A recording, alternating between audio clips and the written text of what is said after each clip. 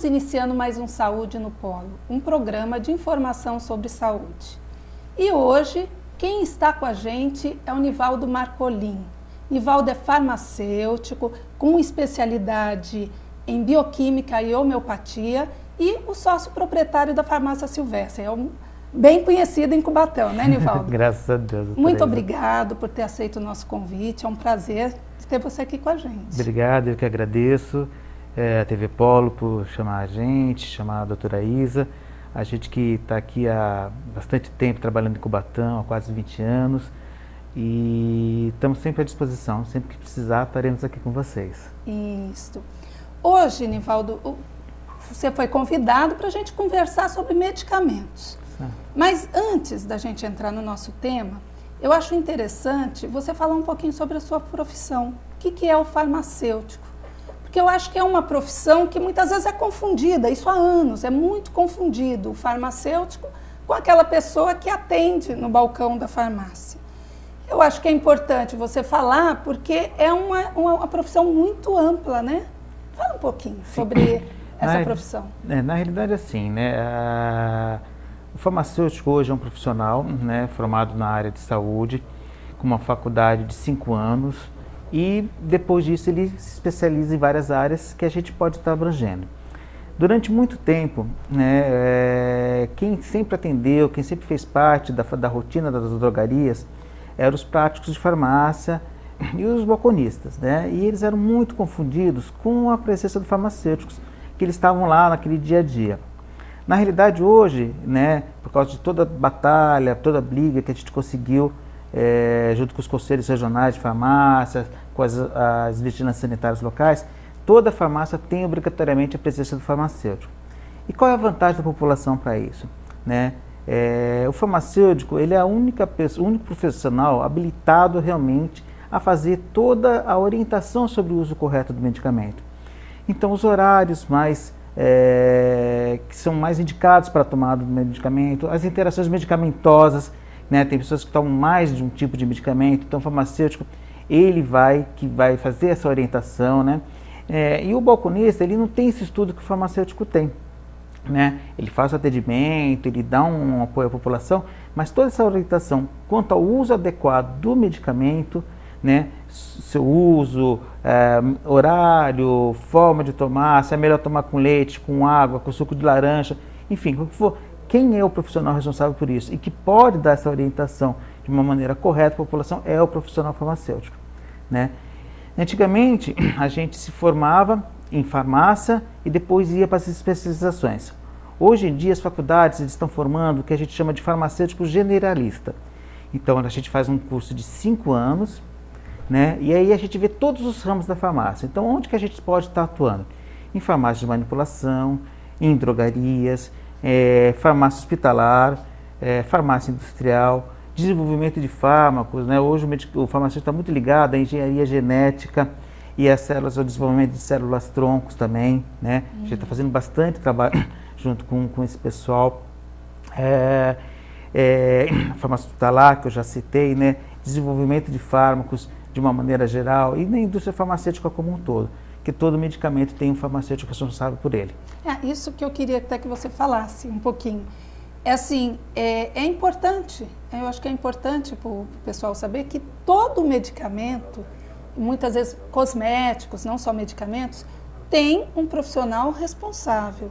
Isso é importante porque muitas vezes você pega muitos medicamentos ditos naturais, medicamentos que são manipulados, que não tem a pessoa responsável. Então, todo o medicamento que ele tem um profissional responsável, que responde. Então, se aquele medicamento realmente der um efeito colateral indesejado que não está, ele tem um profissional que responde. Fala isso. Sim, na verdade, assim, os medicamentos eles são desenvolvidos pela indústria farmacêutica, né?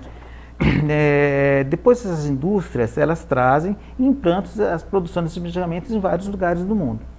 Cada farmacêutico, por exemplo, as indústrias que nós temos aqui no Brasil, cada farmacêutico, se você pegar na caixinha deles, tem lá o nome de um farmacêutico responsável.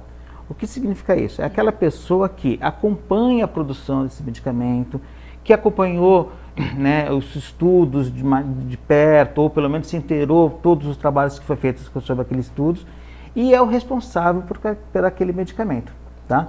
Ele tem por trás, lógico, todo o suporte da indústria farmacêutica, que é ela que desenvolveu, que é ela que produz, mas ele é o responsável, né? Então, qualquer problema, qualquer alteração ou qualquer mudança que exista dentro daquele medicamento, alguma coisa nova que descubra, que a indústria trabalha, ou alguma coisa que o farmacêutico quer colocar de novidade, ou detectou dentro do trabalho junto com o médico, na parte clínica, ele é o responsável por aquele medicamento. E as farmácias de manipulação, também, que a gente vai falar mais para frente, elas também têm um farmacêutico responsável por todos aqueles medicamentos que é produzido dentro daquele estabelecimento comercial. Ele que vai ser responsável pela produção, por qualquer efeito colateral, ele que vai poder orientar. Então, sempre tem. Na área de cosméticos, nós também temos os farmacêuticos, mas na área de cosméticos, existem algumas brechas que alguns químicos também podem ser responsáveis, né, porque não são considerados medicamentos, né, são considerados cosméticos. Então, alguns químicos podem ser, né, pode ser responsável por aqueles medicamentos. Então, no caso, durante todo o processo, eu vou dar até um exemplo, vai. Você tem um medicamento. Durante todo o processo de fabricação, você já tem o sal, que já foi estudado, já foi pesquisado. Durante todo o processo de fabricação, você tem aquele farmacêutico que é responsável. Um exemplo até para você ver se a responsabilidade... Quando ocorreu, eu não lembro agora, o laboratório anticoncepcional que não fez... farinha, isso, que não tinha um efeito. Quer dizer, foi um erro de produção. De produção. Quem respondeu por isso foi o farmacêutico responsável. Foi o farmacêutico e a indústria responsável por ele. A indústria, no caso, mas o farmacêutico, ele que está por trás de todo esse processo, né? Ele tem que estar acompanhando, principalmente, o final do processo.